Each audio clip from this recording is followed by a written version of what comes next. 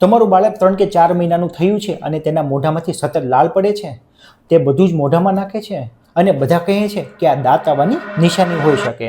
ના, આ એક બહુ મોટી ગેરમાન્યતા છે. 90% બાળકની દાંત આવવાની શરૂઆત 6 મહિના પછીથી જ થાય છે. તો પછી 4 મહિને આવી લાળ કેમ પડે છે?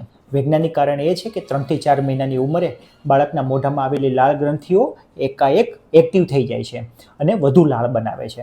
પરંતુ બાળકને આ લાળ ગળી જવાની પ્રક્રિયા હજુ એટલી વિકસિત નથી હોતી, એટલે લાળ સીધી મોંથી બહાર આવે છે.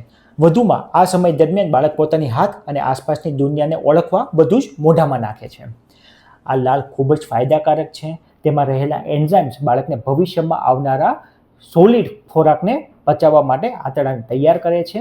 એટલે આ કોઈ બીમારી નથી કે દાંત આવવાની કોઈ નિશાની પણ નથી. આના માટે કોઈ હોમિયોપેથિક કે કોઈ અન્ય દવા આપવાની પણ બિલકુલ જરૂર નથી.